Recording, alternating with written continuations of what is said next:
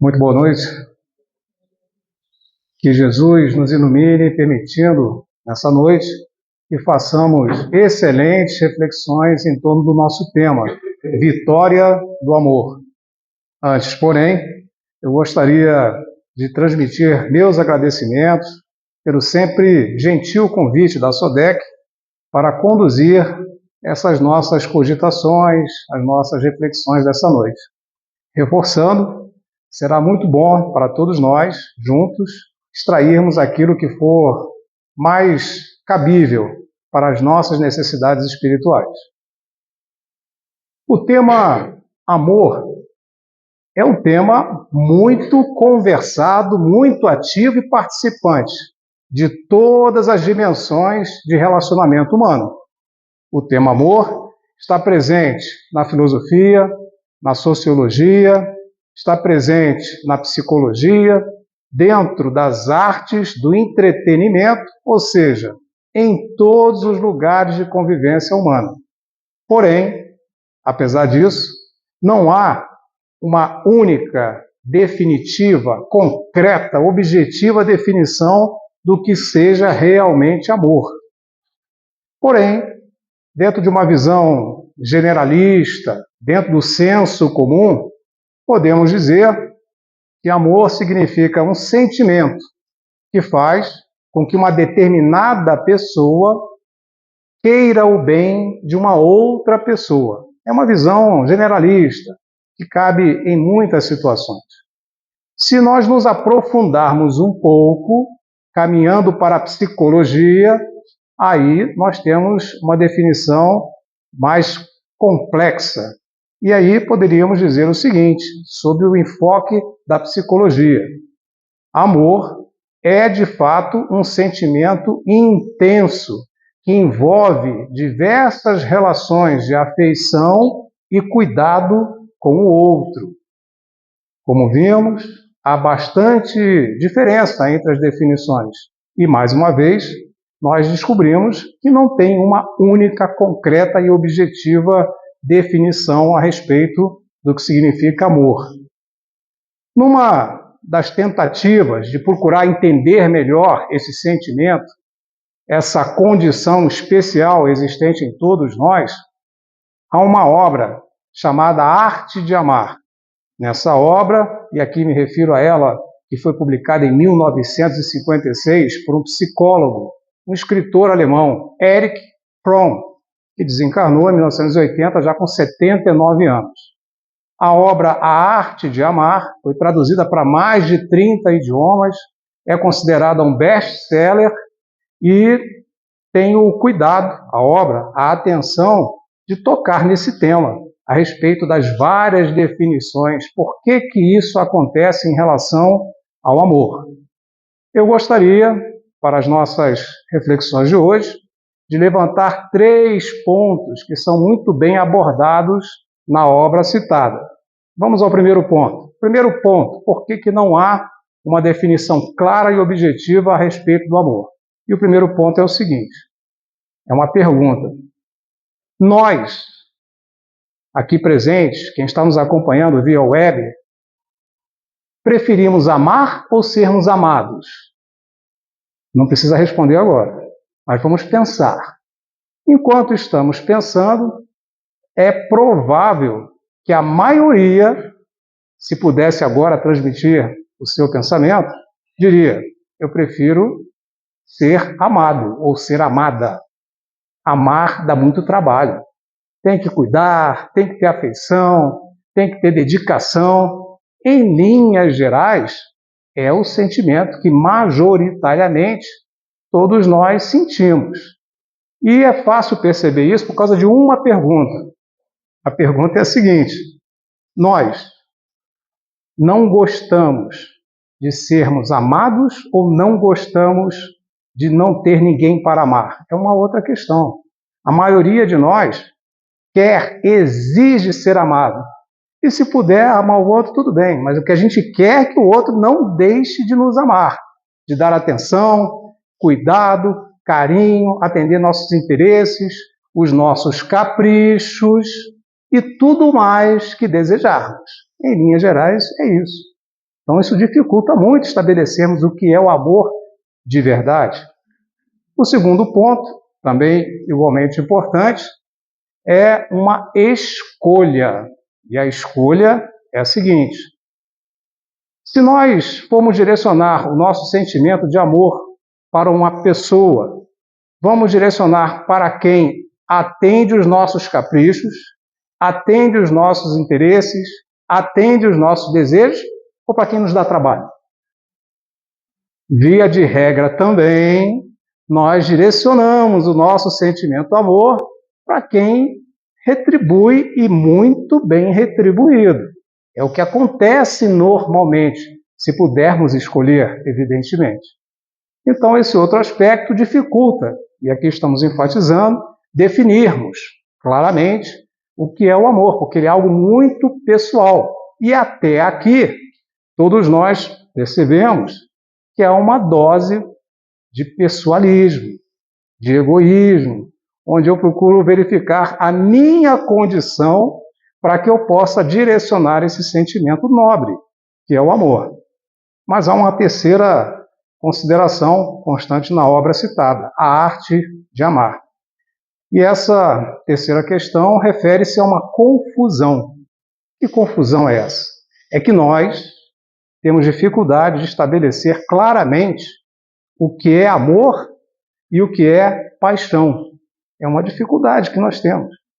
Vamos então aqui compartilhar alguns entendimentos. A paixão pode ser entendida como resultado de uma bioquímica. Aqui falo da dimensão físico-material. Essa bioquímica faz uso de neurotransmissores, como a dopamina, que cria uma euforia em todos nós. Sobre os efeitos da dopamina, sobre os efeitos dessa euforia, nós não conseguimos ver erros, falhas, equívocos do ser amado. Tudo está ótimo, está maravilhoso. E isso dura um certo tempo. Ele tem um grau de validade. Um mês, 6 meses, um ano, mas em algum momento passa essa bioquímica. Aí vem a realidade. Chegam os defeitos, chegam os problemas, as considerações reais. Encerrado o efeito da bioquímica, nós tendemos a esfriar a paixão. Ou seja, nós nos aproximamos de quem quer que seja pela paixão, mas só ficamos pelo amor. Porque o que de fato nos permitirá permanecer ao lado de uma pessoa, de um ser amado, e ali ficar independentemente de defeitos, de alguns problemas de relacionamento, é no âmbito do amor. A paixão é muito transitória, ela é temporária. Como falamos, é o resultado de uma bioquímica, tem prazo de validade. O assunto é tão importante, e essas foram os três aspectos que enfatizamos, mais uma vez, da obra Arte de Amar, e agora precisamos caminhar dentro dessa visão a respeito do amor para algumas considerações filosóficas. Dentro da filosofia, amor também não tem uma definição clara. Há 3 definições, 3 grandes definições dentro da dimensão filosófica. Vamos a elas. Primeira grande definição: amor é ágape. Outra definição, filia. Outra definição, eros. Vamos comentar as 3, de trás para frente. Vamos começar pelo amor eros. Dentro da filosofia, o amor eros é o resultado de um vazio existencial. Eu tenho alguns vazios emocionais, sentimentais, preciso preenchê-los, buscando ou uma validação, ou uma aceitação, ou uma solução de uma carência que tenho, e busco em algum ser amado naquela oportunidade. Se esse ser amado não atender aos nossos interesses, caprichos, vaidades, desejos, e esse amor eros vai esfriando rapidinho. E o que a gente faz? Escolhe um outro ser amado. Esfriou de novo? Outro. E assim fica, porque é um vazio existencial. Eu estou procurando tampar alguma lacuna dentro do meu arcabouço emocional, do meu arcabouço sentimental, transferindo para outra pessoa essa responsabilidade. Pode ser que dê certo, pode ser que dê errado. É um vazio existencial. E, de trás para frente, ao amor filia. E o que significa o amor filia? É o sentimento de simpatia que nós temos. E aí há um ênfase para aquela relação com os familiares, com os amigos, com pessoas que nós gostamos de ter por perto. É uma simpatia, sentimento de simpatia. Mas mesmo o amor filia, ele também tem como guia principal o atendimento, mais uma vez, de certos interesses, de certos caprichos, de certas vontades que nós temos. Pode acontecer, e acontece, rompimentos, tanto no amor eros quanto no amor filia. Chegamos no amor ágape. O amor ágape é tudo diferente. O amor ágape, ele é incondicional. Significa o seguinte: pouco importa se você ama ou deixa de amar. Quem sente por você um amor ágape é o seu amor incondicional.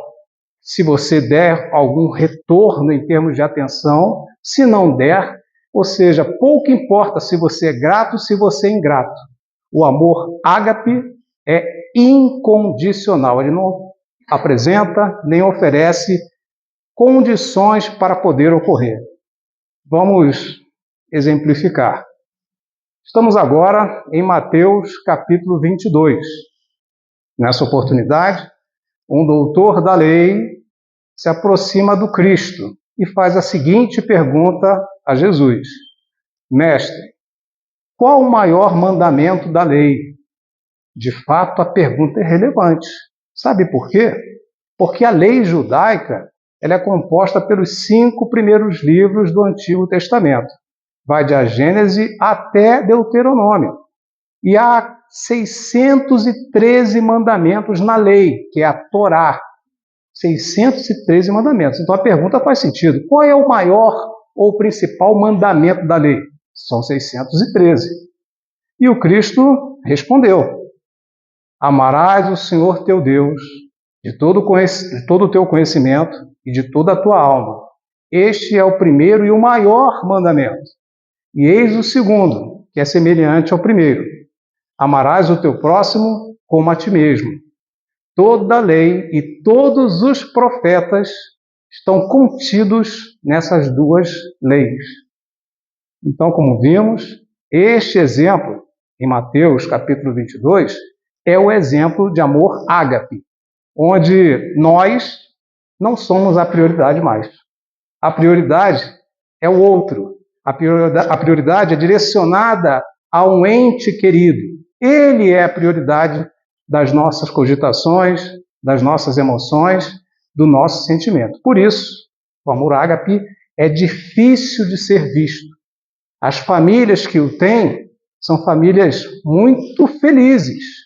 As pessoas que o têm são pessoas radiantes, porque grande parte da nossa condição de espíritos imperfeitos desconhece as reais implicações de uma convivência com o amor ágape.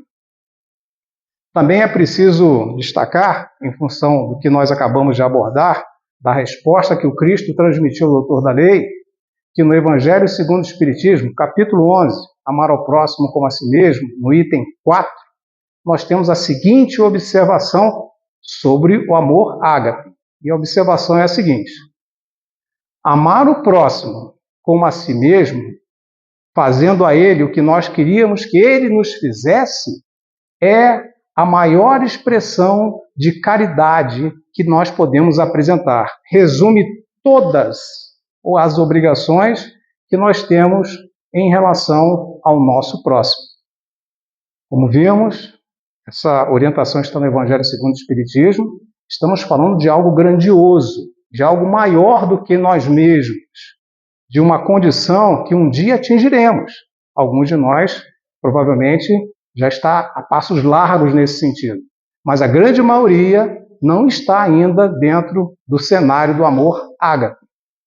E como reforço, no Livro dos Espíritos, questão 648, também é uma mensagem muito intensa em relação a esse assunto. Refere-se o assunto justamente a uma lei moral, que é a lei de justiça, amor e caridade. Esta lei, que é uma das 10 leis morais constantes na terceira parte do Livro dos Espíritos, assinala o seguinte: a lei de justiça, amor e caridade, que é uma lei só, com 3 dimensões, é a mais importante de todas. Ela resume todas as outras leis morais e é a que mais faculta ao ser humano evoluir e progredir espiritualmente com rapidez. Se nós não tivermos tempo de irmos ao Livro dos Espíritos, lermos a terceira parte, porque são 10 leis, se nós lermos esta lei de justiça, amor e caridade, refletindo, raciocinando, já estamos muito bem. Então fica até como uma proposta para todos nós, quando pudermos, lermos com atenção esta lei. Com essas observações, nós podemos caminhar para outras cogitações. Estamos agora na obra Amor, Imbatível Amor, de autoria espiritual de Joana de Ângeles, com psicografia de Divaldo Franco. Esta obra possui 63 capítulos divididos em 13 partes. Vou pedir um pouco mais de atenção, particularmente ao capítulo 59, que emprestou o tema da nossa exposição, ou seja, Vitória do Amor. É justamente o título do capítulo 59. Em função do tempo, nós selecionamos 3 orientações de Joana de Ângeles que vamos explorar, dividir, compartilhar com todos, para podermos ampliar o nosso entendimento sobre o amor e da sua importância em nossas vidas, da sua vitória em nossas vidas. Vamos à primeira lição de Joana de Ângeles, contida na obra Amor, Imbatível Amor, capítulo 59, Vitória do Amor. Primeira grande lição: enquanto os impulsos sobrepujarem a razão, o ser humano arrastará a canga do sofrimento. Vamos entender? De trás para frente de novo.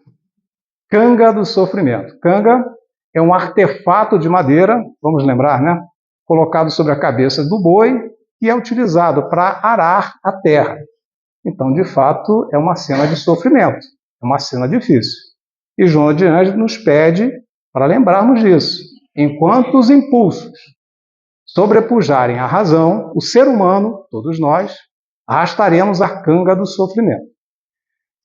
Para entendermos o que é um impulso, nós recorremos, de novo, ao Evangelho segundo o Espiritismo, de novo, no capítulo 11, mas agora no item 8, onde o Espírito Lázaro fala sobre lei do amor.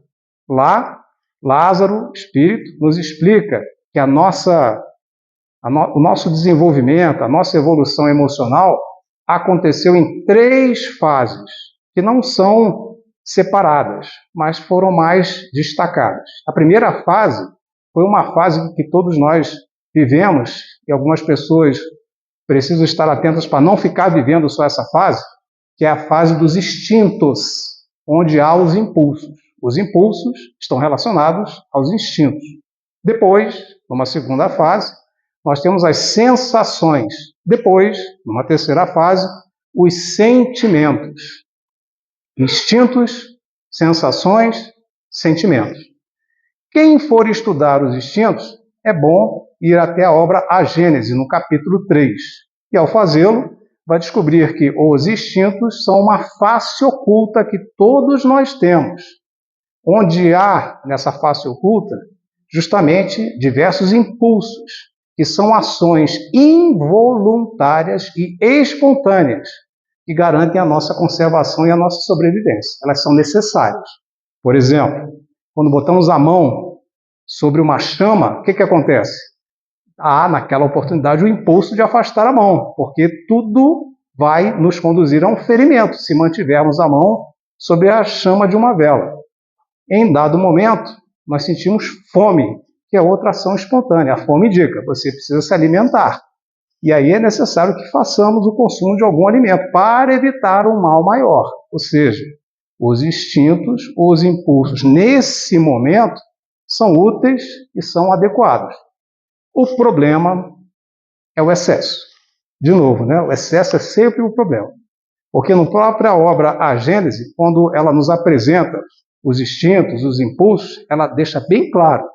Elas ocorrem, essas ações espontâneas, involuntárias, para garantir a nossa sobrevivência, mas não é o excesso desordenado e descabido de preocupação com a sobrevivência. Se isso acontecer, caminhamos para o Livro dos Espíritos na questão 913, quando há o excesso de preocupação com a conservação pessoal. O que ensina a questão 913 do Livro dos Espíritos? Lá, Kardec pergunta para os benfeitores espirituais da codificação: dentre os vícios, qual é o considerado radical, entre parênteses, o pior, o mais terrível?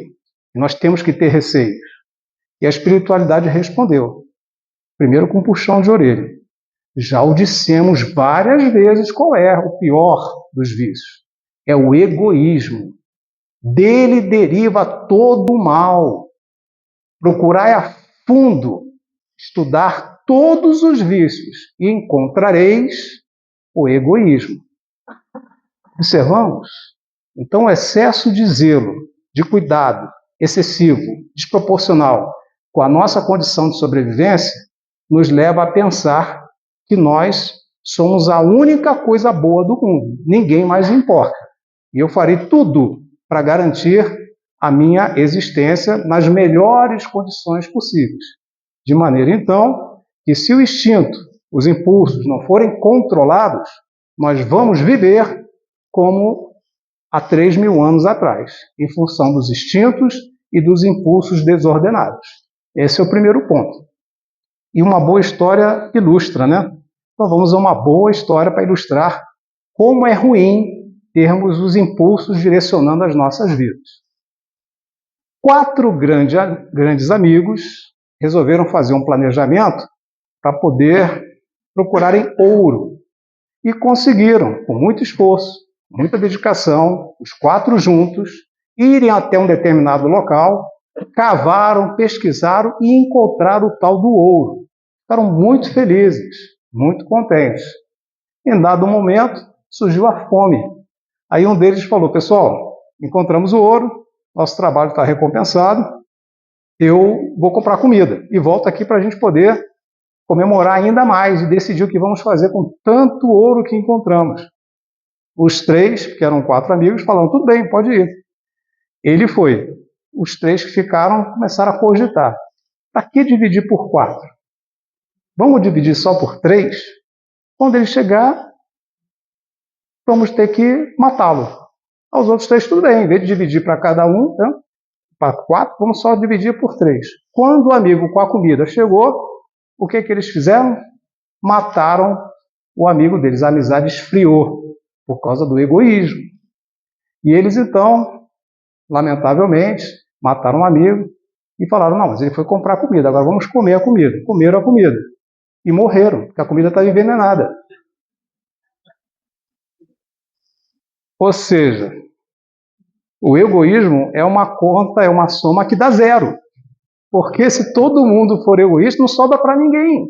Não há condição de nós termos progresso, desenvolvimento, enfim, evolução. Então, uma história triste, onde o egoísmo destruiu 4 futuros, numa condição só, né? Esse é um aspecto. Mas há também, como frisamos, as sensações. As sensações são o segundo nível. Primeiro os instintos, depois as sensações. Como falamos, colocar a mão sobre uma vela, dá aquele instinto de tirar a mão. Se eu não tirar a mão, vai vir uma sensação. E a sensação, justamente, é de mal-estar. Daqui a pouco eu vou perder a mão. E no caso da fome, que também é um instinto, ela está sinalizando que precisamos nos alimentar. Se eu não me alimentar, vem a sensação, de novo, de um mal-estar. Mas se eu me alimentar, é seguida de um bem-estar, de uma sensação agradável, de uma sensação compatível com a nossa condição. Então a sensação vai depender muito do instinto. E finalmente chegamos nos sentimentos. instintos, sensações, sentimentos. E o sentimento por excelência é o amor.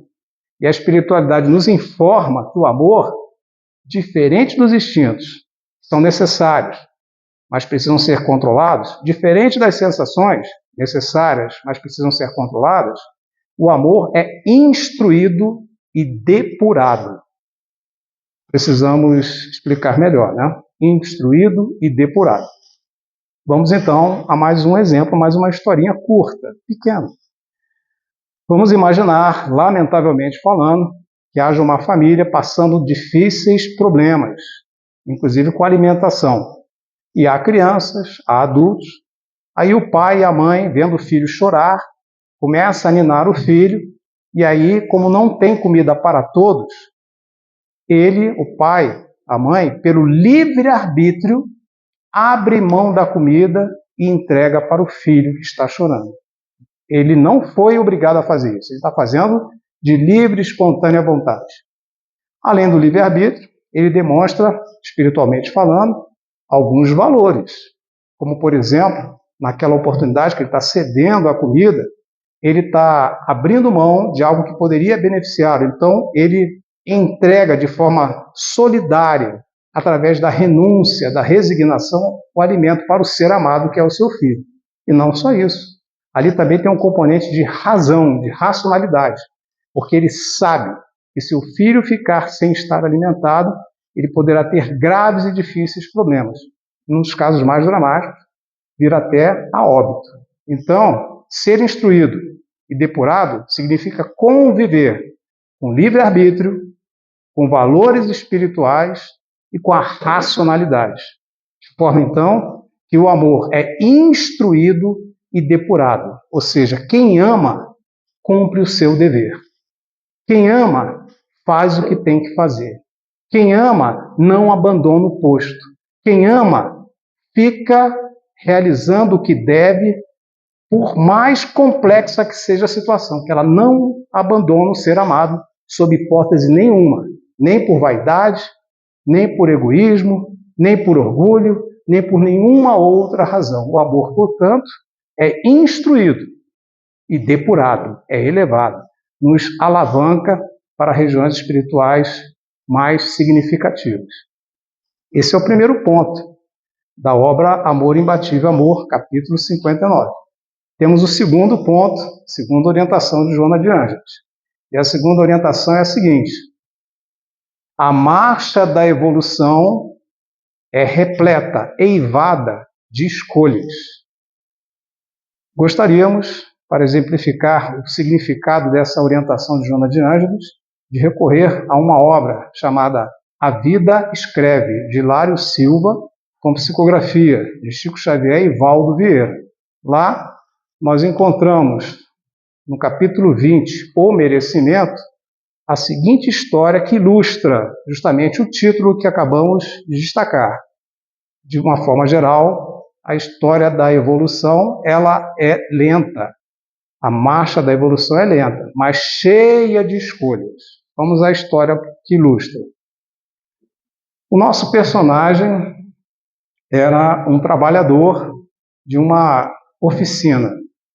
E nessa oficina, então, ele, em dado momento, muito amigo de todos, uma pessoa boníssima, carinhosa, atenciosa, Samuel Pereira, o nome dele, em dado momento, ele tem a infelicidade de deixar o braço se aproximar da máquina industrial e a máquina quase que tritura o braço dele, o braço direito. Naquele momento, por ele ser tão querido, uma pessoa tão boa, todos foram acudi-lo. O chefe parou a maquinaria, levaram ele para o carro para poder ir para o hospital e todo mundo ficou muito tenso com aquela situação. Ao chegar no hospital, chegou uma boa notícia. O médico falou: olha, felizmente ele vai manter o braço, mas vai perder o polegar direito. Aí as pessoas começaram: poxa, mas ele é espírita. Ele é muito caridoso, Samuel Pereira. Uma pessoa boníssima. Todos nós gostamos dele. Por que Deus deixou isso acontecer? Mas que coisa terrível. Tá vendo? Cheio de gente aí que não é religiosa Não tem problema nenhum. Como é que com Samuel Pereira foi acontecer isso? Não é possível. E Samuel Pereira, então, como ele costumava fazer, à noite, ele participava, alguns dias da semana, de uma reunião mediúnica. E foi numa dessas reuniões mediúnicas. Todo chateado, todo triste.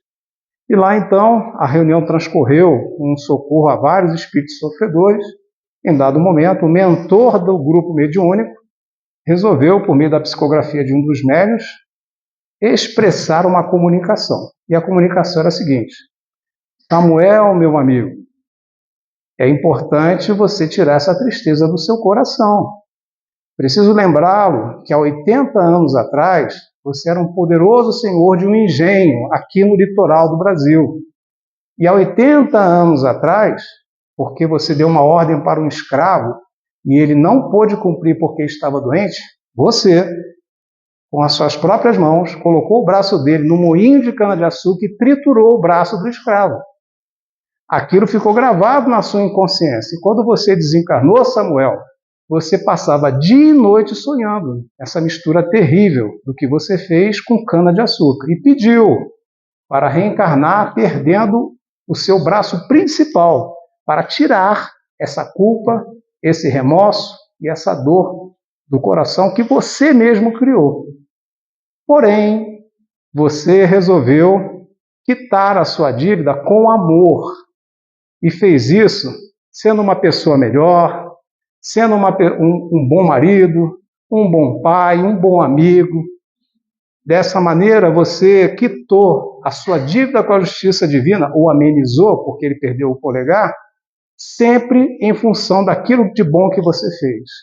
E Samuel Pereira, então, renovou o seu ânimo, e aí, por mais incrível que pareça, apesar de ele estar dispensado 30 dias do trabalho, no dia seguinte ele estava no trabalho, feliz da vida, porque ele tinha entendido que aquilo que aconteceu era simplesmente um acerto, pago com amor, e que quitou a sua dívida perante a justiça divina. Dessa maneira, estamos aqui enaltecendo o amor em nossas vidas, para que possamos todos nós amar da forma que pudermos, na intenção clara de também deixarmos as nossas dívidas, os nossos equívocos para trás, trocando pela moeda do amor. É um outro ponto. E, finalmente, chegamos na parte do terceiro exemplo, da terceira ideia central do capítulo que nós mencionamos, né? Relativo à obra Amor Imbatível Amor, capítulo 59, Vitória do Amor. E a mensagem é a seguinte: o amor modifica as estruturas comportamentais do ser humano. Quem ensina isso é Joana de Ângeles, e nós vamos fazer alguns comentários. Acredito que o melhor comentário, mais uma vez, é uma bela história, para que possamos introjetar e refletir emocionalmente sobre essa orientação da benfeitora Joana de Ângeles. O amor, de fato, ele é um instrumento que altera o comportamento, né? Modifica as estruturas comportamentais do ser humano. E essa história ela ocorre na obra Alvorada Cristã, de Neio Lúcio, justamente no capítulo intitulado A Arma Infalível. Vamos a ela. Um determinado trabalhador de uma empresa, muito chateado porque não foi promovido, resolveu pegar uma folha de papel e escrever uma mensagem com uma bomba mental de ódio na mensagem, carregando a tinta com as expressões mais terríveis que vocês puderem imaginar, e endereçou a carta, documento, o papel, ao patrão. O patrão recebeu essa bomba mental em forma de carta e, a partir daí, foi envenenado por todo o rancor, ódio e raiva daquele colaborador da empresa. Em consequência, ao sair do seu escritório principal, o patrão brigou indevidamente com o número 2 da empresa, porque ele esqueceu de fazer um determinado trabalho. O número 2 da empresa, após receber toda a raiva do patrão, ficou revoltado. Foi almoçar em casa naquele dia. Como a mulher não fez a carne que ele queria comer, brigou com a mulher e transferiu a bomba mental, a raiva, a intoxicação para a esposa, que teve que ouvir o que não deveria ter ouvido. A esposa ficou irritadíssima com aquele veneno emocional que recebeu. E discutindo então com a colaboradora aqui da sua casa, que a ajuda nas atividades domésticas, também brigou com a coitada. A coitada, não podendo quebrar um prato no chão, porque senão teria que pagar, saiu toda triste da casa, porque foi chamada a atenção por algo que não era da responsabilidade dela. E o que ela fez? Chutou um cachorro. O cachorro, coitado, que estava só andando, foi chutado por causa da bomba mental, do tóxico, do veneno, da raiva, foi parar no cachorro. E o cachorro, então, chateadíssimo por ter sido chutado, mordeu a primeira perna que tinha na rua. A senhora que recebeu a mordida do cachorro, fruto de tudo que estamos falando, foi numa farmácia fazer um ferimento. O hospital estava longe. Aí o atendente que foi ajudá-la foi, digamos assim, muito maltratado por ela, que quase o esbofeteou como se ele fosse culpado. O coitado do rapaz, que estava ali só prestando ajuda, foi para casa. E ao chegar em casa, ele mora com a sua mãe, já uma senhora de uma certa idade, ele descontou tudo na mãe e foi falar com a mãe: pois é, a senhora também não me ajuda. Hoje fui atender uma cliente, ela me maltratou, eu chego aqui em casa, a comida ainda não está pronta e eu fico aqui praticamente vivendo em função da senhora. Essa é a minha vida. E reclamou. A mãe, mais experiente, refletindo sobre tudo, começou a fazer um carinho na cabeça do filho e falou assim para ele: meu filho, vamos lembrar de Jesus, que nos deixou toda uma lição de amor e que tudo que é ruim passa, em algum momento vai passar. Eu sei que você sofre muito, eu sou muito grato a todo o apoio que você tem me dado na minha velhice, mas vamos lembrar de Jesus. Aquele carinho, aquela mão na cabeça, foi suavizando o ambiente, o jovem ficou calmo, tranquilo, aí de repente pediu desculpas para a mãe, abraçou a mãe e finalmente a bomba de ódio foi desativada. A vitória do amor ocorreu, porque uma pessoa, dentro desse circuito que estamos aqui falando, resolveu quebrar essa cadeia perniciosa de transfusão ou de condução dessa corrente nefasta que é a raiva, o ódio, o rancor, nas suas variadas vertentes. E essa mãe, então, conseguiu amortecer todo esse clima pesadíssimo, decretando aqui para nós e para a história a vitória do amor. Acredito que essa história final, até em função do tempo, nos deixa aquela sensação da importância de trazermos o sentimento do amor para as nossas vidas. Se for possível amor ágape, melhor. Mas se não for, que façamos os nossos esforços na intenção de vivermos a sombra do amor em nosso próprio benefício. Que Jesus nos ilumine.